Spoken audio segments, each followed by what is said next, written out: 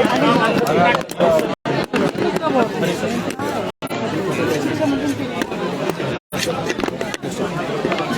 Sir, अपने school आए हैं आप आज और आपको कैसा देखिए, मैंने पहली कक्षा से लेकर 10वीं कक्षा तक की पढ़ाई इसी स्कूल में की है।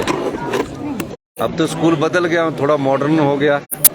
उसमें ब्रिटिशर्स टाइम की यहाँ बिल्डिंग्स हुआ करती थी, धज्जीवाल की बिल्डिंग हुआ करती थी, निचली तरफ बगीचा हुआ करता था।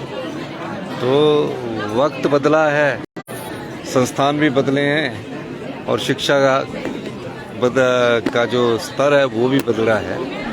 तो बहुत अच्छा महसूस हो रहा था, क्योंकि मैं चाहता था कि हम गवर्नमेंट स्कूल से निकले हैं और उस समय निकले थे जब हमारे पास चटाई में बैठकर हम शिक्षा लिया करते थे और हमको डेस्क मिले थे 8वीं के बाद, वो भी लड़ने के बाद। तो उन बच्चों को प्रेरणा देने के लिए कि कोई भी बच्चा किसी भी आम स्कूल से पढ़ कर जाता है, शिक्षा वही होती है, लेकिन अपना आत्मविश्वास, दृढ़ संकल्प और इच्छा शक्ति से अगर निडरता और साथ से काम किया जाए तो कोई भी चीज जीवन में मिलना मुश्किल नहीं होती। सर सबसे ज्यादा क्या याद आता है? सेब चोरी करना, डंडे खाना? नहीं, उस समय डंडे खाना तो आम बात होती थी। कोई आजकल के बच्चों को तो आप कान नहीं पकड़ सकते। उस समय तो ऐसा होता था कि कई मास्टर तो अपने आप ही डंडे तैयार करके लाते थे कि अच्छे तो हाथ एक खाए दो खाए, यूं हाथ चलते थे।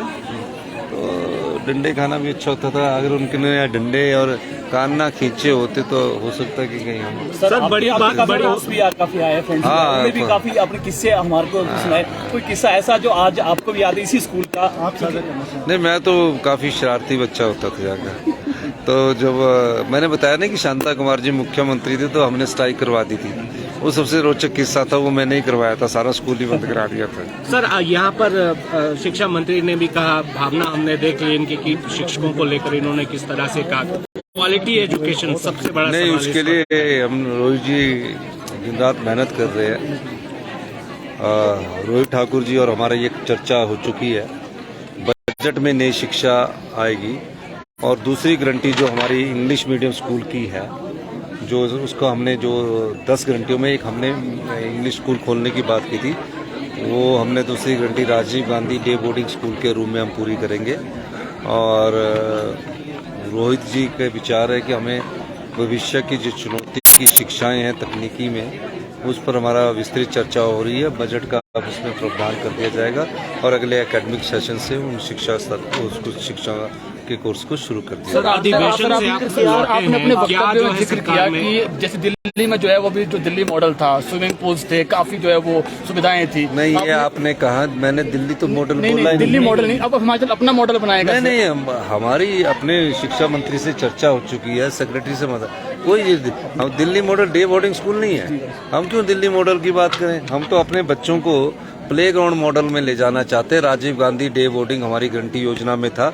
राजीव गांधी नाम नहीं था, लेकिन हमारा उसमें 4 इंग्लिश स्कूल खोलने का वादा था। उसको हमने स्कूल को कंसेप्ट को तैयार किया है। अभी बजट में जब आएगा तो आपको उसका पता लगेगा, फिर उसको बनने में भी 2 साल लगेंगे। सर अधिवेशन से आप लौटे हैं, क्या तय किया है 2024 के लिए कांग्रेस ने? देखिए, अधिवेशन राष्ट्रीय अध्यक्ष को जो CWC ने नॉमिनेट किया था, उनको एक अधिकृत करता है कि अब आप ऑफिशियल तौर पर महाधिवेशन के माध्यम से, जिसमें सभी AICC के सदस्य होते हैं, PCC के सदस्य होते हैं, वो अपना अधिकार देते हैं कि अब आप पूर्ण रूप से राष्ट्रीय अध्यक्ष बनकर अपने फैसले कर सकते हैं।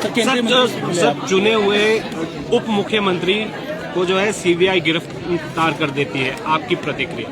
देखिए, जो भी चुना हुआ व्यक्ति होता है उसको गिरफ्तार करने के बारे में जो मेरे अभी खबरें पड़ी है, लेकिन मैं उसका विस्तृत बयान उसी समय दे सकता हूं जब मैं पूरी कहानी को पढ़कर। सर आप केंद्रीय मंत्री से भी मिले हैं? नहीं, केंद्रीय मंत्री से मैं भूपिंदर यादव जी से, फॉरेस्ट मंत्री है, पर्यावरण मंत्री है, मैं उनसे इसलिए मिला कि हमारे कुछ सालों से FCA FRA के केस पड़े हैं, जिसमें रोड्स फंसे हैं, स्कूल की बिल्डिंगें फंसी है, हमारे हॉस्पिटल की बिल्डिंगें फंसी है, स्नोडन की बिल्डिंग फंसी है, सेक्रेटेरिएट की बिल्डिंग फंसी है, NGT ने स्टे किया हुआ है। तो मैंने कहा कि नियमों को थोड़ा ढील देनी चाहिए और उस ढलाई के लिए मैंने उनसे अनुरोध किया और बड़ी अच्छी मुलाकात रही है। और हम चाहेंगे कि जो हमने हेलीपोर्ट बनाने हैं, टूरिज्म में हम बड़ा इन्वेस्टमेंट करने जा रहे हैं, तो उस दृष्टि से हमारे पास तो सारी लैंड ही फॉरेस्ट की है, हम कहाँ बनाएंगे, कैसे करेंगे। तो उस दृष्टि से उन्होंने बड़ा सहानुभूतिपूर्वक विचार करने का विश्वास दिया है और जल्दी इसमें होगी। यहाँ बच्चों के लिए स्कूल में आए थे, इतनी तो मेरी घोषणा बनती थी यार। पूर्व मुख्यमंत्री जयराम ठाकुर ने आज धर्मशाला में कहा कि प्रेस कॉन्फ्रेंस की उन्होंने कहा कि कांगड़ा के साथ सरकार ने भेदभाव किया है। हमारे समय में 4 मंत्री वहाँ के थे और अव्यवस्था का माहौल है मुख्यमंत्री का। देखिए, मैं हिमाचल प्रदेश का मुख्यमंत्री के तौर पर ये कहना चाहता हूँ, सारा प्रदेश मेरा घर है। ना मैं क्षेत्रवाद की राजनीति में विश्वास करता हूँ, ना क्षेत्रवाद की भावना से मैं काम करता हूँ। पूर्व मुख्यमंत्री जी अपने वक्तव्यों द्वारा अपनी तरफ ध्यान आकर्षित करने की कोशिश करते हैं। इस बारे में मैं उनकी कोई टिप्पणी नहीं देना चाहता। कांगड़ा मंडी जाते तो मंडी की बात कर लेते, कांगड़ा जाते कांगड़ा की बात करते, हमीरपुर। मुख्यमंत्री कोई जिलों में और विधानसभाओं में भटके नहीं होते हैं और मुख्यमंत्री का दृष्टिकोण कोई किसी क्षेत्र में मतभेद रखना नहीं होता। आप आने वाले समय में देखेंगे कि लोगों का जीवन कैसे सुधरे। 75 लाख की जनता के मुख्यमंत्री के तौर पर मैं हिमाचल की जनता को आश्वासन देना चाहता हूं, हमारी अर्थव्यवस्था को संभलने में 4 साल लगेंगे। जो भारतीय जनता पार्टी की सरकार ने पिछले 5 साल में इतना बुरा हाल कर दिया कि आज 75 और 11 86 हजार करोड़ और 5,000 करोड़ जिन संस्थानों के लिए हस्ताक्षर अभियान चला रहे हैं, उस हस्ताक्षर अभियान से अच्छा होता कि जो संस्थान ये पहले साल में खोल देते और उसके लिए बजट का प्रावधान कर देते। इस सारी व्यवस्था को सुचारू रूप से चलाने के लिए हमें 4 साल लगेंगे, लेकिन विकास में कोई कमी नहीं आने दी जाएगी। और जो समाज है उनकी भावनाओं का हम कदर करेंगे, ताकि आने वाले समय में जो हिमाचल के 75 लाख लोग हैं उनको उचित समय पर उचित सहयोग और उचित विकास के मिल सके। इस दृष्टिकोण से हमारी सरकार कार्य करेगी।